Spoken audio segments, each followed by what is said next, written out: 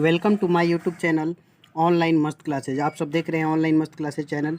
आज के इस लेटेस्ट वीडियोस में हम आप सबको first terminal examination 2022 class 10th science जो 1 अगस्त को होने वाला है एग्ज़ाम, उसके ऑब्जेक्टिव और सब्जेक्टिव दोनों वीडियो दिखाने वाला हूँ। ऑब्जेक्टिव और सब्जेक्टिव इस वीडियो में दोनों है, तो आप सबसे रिक्वेस्ट है कि वीडियो को ना अंत तक देखिए, वीडियो को अंत तक देखिए। इसी टाइप के क्वेश्चंस आपके बनने वाले हैं, ठीक है ना। सभी लोग वीडियो को अंत तक देखेंगे, और जो लोग भी इस वीडियो को देख रहे हैं ना, फटाफट आपसे रिक्वेस्ट है कि एक प्यारा सा लाइक कर देंगे, और जो पहली बार आए हैं चैनल को सब्सक्राइब करके बगल का बेल आइकन भी क्लिक कर लेंगे, ताकि लेटेस्ट वीडियो का नोटिफिकेशन आपको मिलता रहे।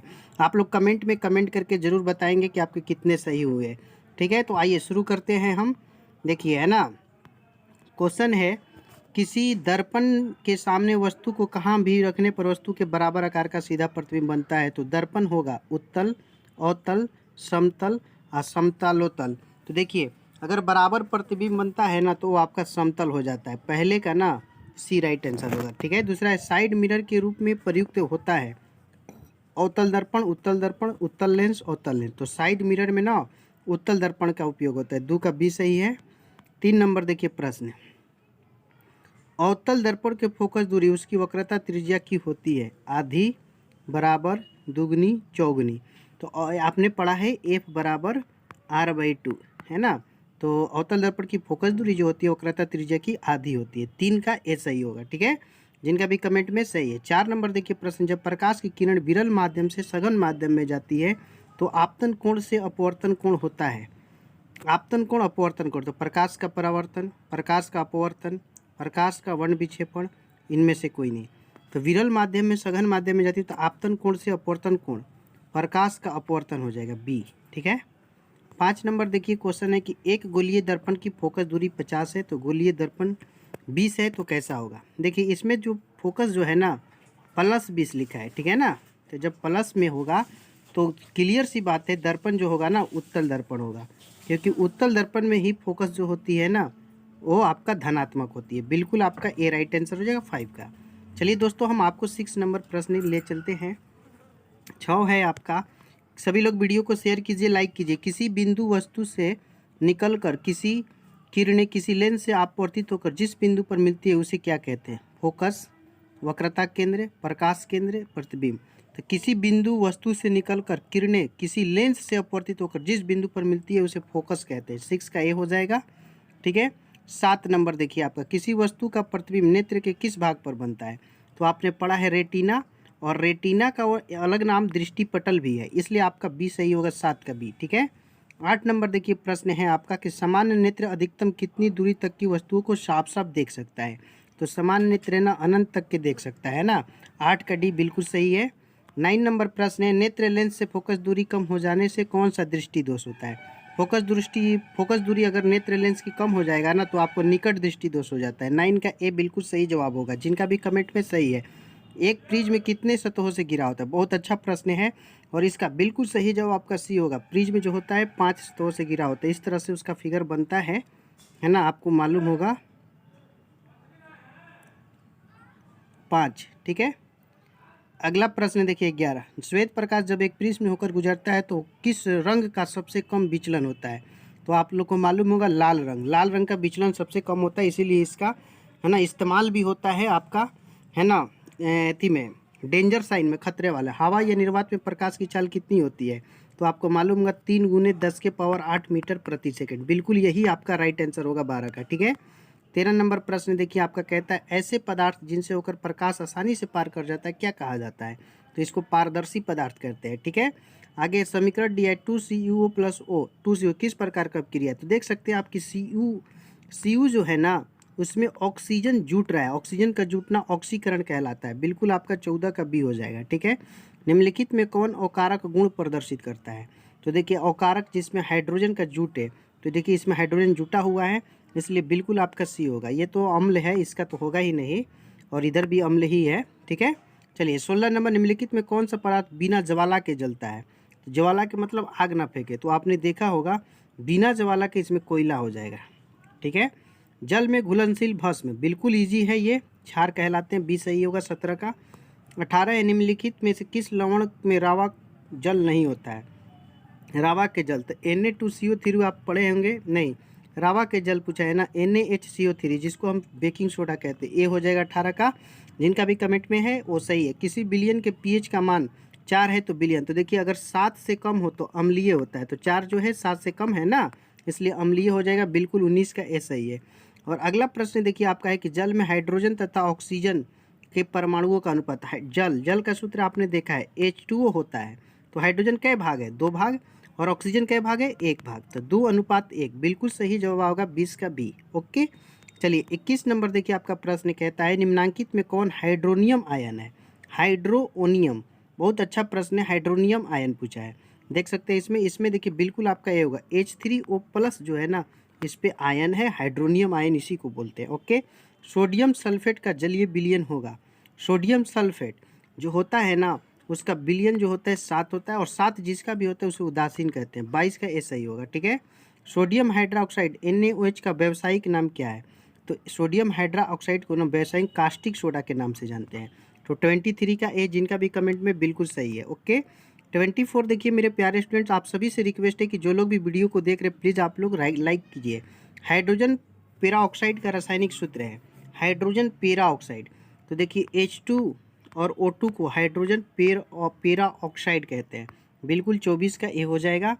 नींबू में कौन सा अम्ल पाया जाता है? तो इस प्रश्न का बिल्कुल सही जवाब आपका बी होगा, सिट्रिक अम्ल, साइट्रिक अम्ल है ना, सिट्रिक अम्ल या साइट्रिक अम्ल के नाम से जाना जाता है, बिल्कुल 25 का बी है। अगला जो आपका प्रश्न है निम्न में कौन एक संश्लेषित सूचक है, यानी कि तैयार किया हुआ। लिटमस तो ये पेड़ पौधे से निकलता है, हल्दी भी पेड़ पौधे से, और प्याज भी, तो ये तीनों ऑप्शंस नहीं होगा। मेथिल ऑरेंज जो है ना वो तैयार किया हुआ है, इसलिए 26 का ना, जिन भी स्टूडेंट कमेंट में सी बता रहे हैं बिल्कुल उनका सटीक 100% राइट आंसर है, ठीक है। चलिए दोस्तों अगला प्रश्न हम आपको दिखाते हैं, आपका है कि मनुष्य में ब्रिक एक तंत्र भाग है जो संबंधित है पोषण से, श्वसन से, उत्सर्जन से, परिवहन से।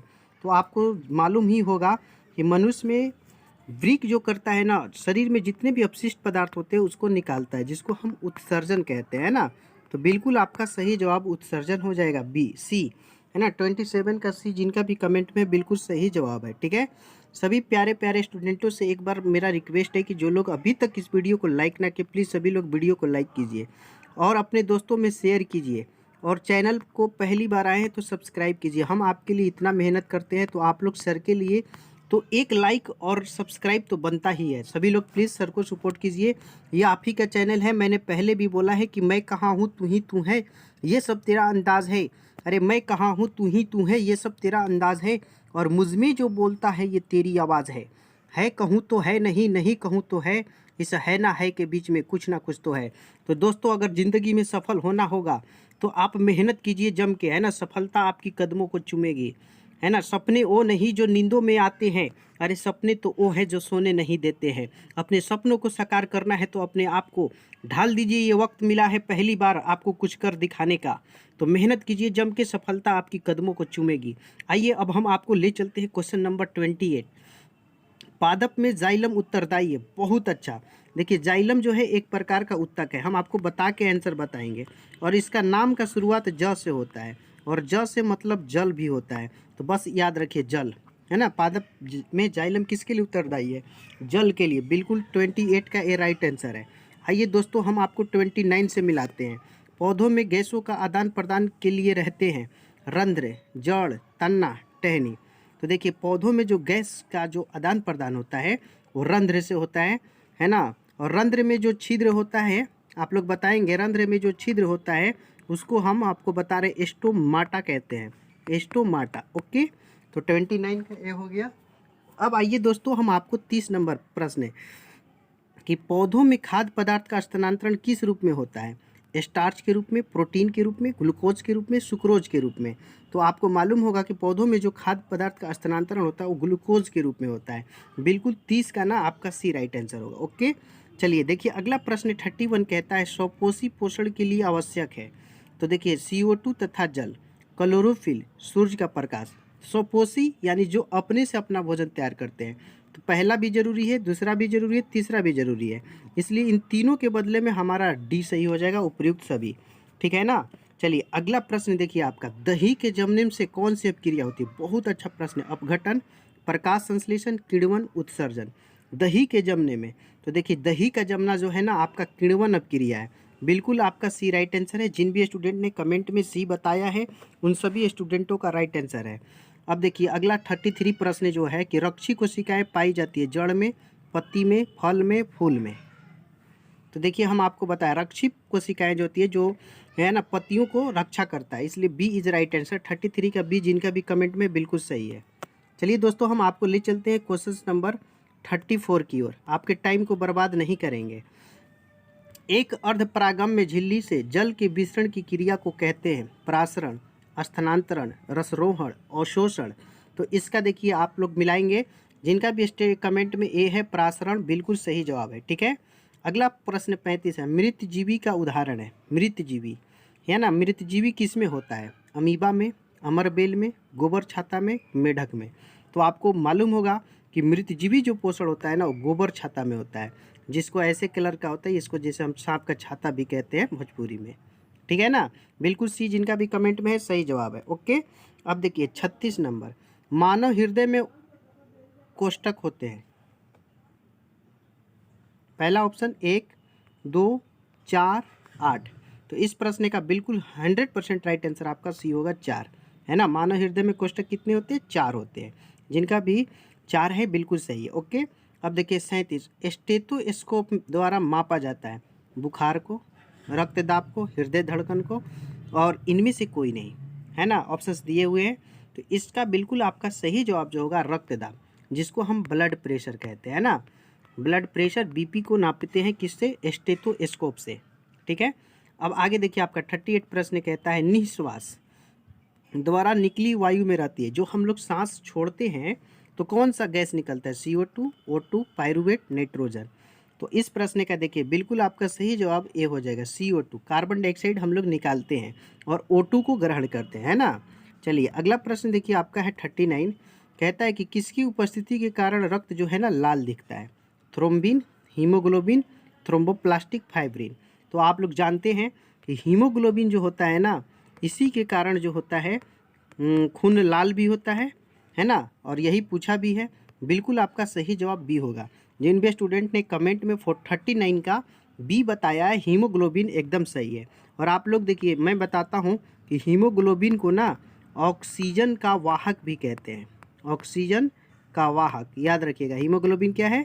ऑक्सीजन का वाहक है। ठीक है। अब देखिए अगला प्रश्न से हम आपको रूबरू करा रहे हैं नंबर 14, जो कि ऑब्जेक्टिव इस प्रश्न का लास्ट क्वेश्चन है। कहता है कि दो न्यूरॉन के मध्य खाली स्थान को क्या कहते हैं? Dendron, synapse, axon, dendrites. बहुत ही VVI प्रश्न है, बहुत बार ये एग्जाम में पूछा है, और मुझे मानना है कि ये 2023 के बोर्ड मॉडल प्रश्न हो सकता है, यानी कि छप सकता है। इसका बिल्कुल सही जवाब आपका सिनेप्स होगा, है ना। दो तंत्रिका के मध्य जो खाली स्थान होते हैं उसको हम सिनेप्स कहते हैं। ओके।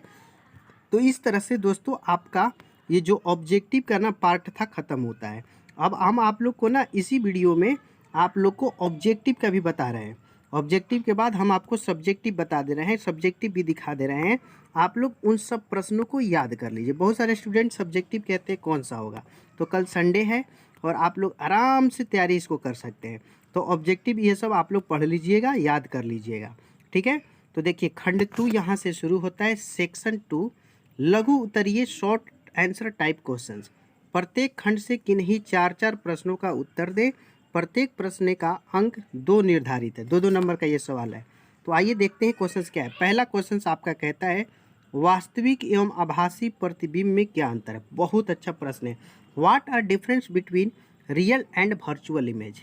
दूसरा प्रश्न है तारे क्यों टिमटिमाते हैं? वाई डू स्टार्स ट्विंकल्स, यानी तारे क्यों टिमटिमाते हैं? वाई डू स्टार ट्विंकल्स, इसे याद रख लीजिएगा। और नंबर 3 आपका प्रश्न है उत्तल लेंस को अभिसारी लेंस क्यों कहा जाता है? बहुत ही अच्छा प्रश्न है ना। Why a convex lens is called converging lens. ठीक है। और 4 नंबर है कांच की आयताकार झिल्ली में अपवर्तन की 2 किरणों का नामांकित चित्र खींचे। फिगर खींचना है आपको इस तरह से कांच की, है ना। ये आपको फिगर इस तरह से बना देना है। और 2 नंबर पेंसिल से फिगर बनाइएगा, आप लोग पेंसिल से फिगर बनाइएगा, 2 नंबर मिलेगा। ठीक है। चलिए आगे देखिए, ग्रह क्यों नहीं टिमटिमाते हैं? तो आप लोग को मालूम होगा कि तारे जो होते हैं बहुत ध्रुव है और ग्रह इधर है नज़दीक है, तो इससे जो प्रकाश होता है विचलित होता हुआ है, लेकिन ग्रह से जो प्रकाश आता है ना वो विचलित नहीं होता है, इसलिए ग्रह टिमटिमाते नहीं है। आप लोग इसका आंसर्स बना लेंगे, ठीक है। Why do planets do not twinkle. 6 number देखिए आपका प्रश्न है, अपवर्तनांक क्या है समझाओ। बहुत अच्छा प्रश्न है, अपवर्तनांक क्या है। What is the refractive index, explain करना है। अपवर्तनांक क्या है समझाए। इस तरह से आपका ये लघु पाठ है ना। अब इसमें आगे देखिए, ये तो सब फिजिक्स के क्वेश्चंस थे। अब देखिए यहाँ से खंड बी में है केमिस्ट्री के कि निम्नलिखित रासायनिक समीकरणों को संतुलित कर। NaOH प्लस H2SO4 है, Na2SO4 प्लस H2। यहाँ पे हाइड्रोजन टोटल 3 है और इधर 2 है, ठीक है। और सल्फर यहाँ पे देखिए 2 लगा दीजिएगा तो 2 गो हाइड्रोजन हो जाएगा, हाइड्रोजन 4 गो, तो यहाँ पे भी 2 लगा दीजिएगा, ठीक है। तो इस तरह से हो जाएगा 2NaOH plus H2SO4 equal to आपका हो जाएगा Na2SO4 प्लस है ना 2H2O। इस तरह से इसका संतुलित, इसको भी आप कर लीजिएगा। और अगला देखिए 8 नंबर है कि लोहे के वस्तुओं को हम पेंट क्यों करते हैं। तो आपको मालूम ही होगा कि संक्षारण, जंग लगने से बचने के लिए लोहे या संक्षारण से बचाने के लिए लोहे की वस्तुओं को हम पेंट कर देते हैं, ठीक है। 2 खनिज अम्लों के नाम, उनके सूत्र लिखे। खनिज अम्ल का नाम, नेम 2 है ना मिनरल्स एसिड, जिसमें तो इसमें आप लिख लीजिएगा HNO3 H2SO4, 2 को लिख लीजिएगा खनिज अम्ल।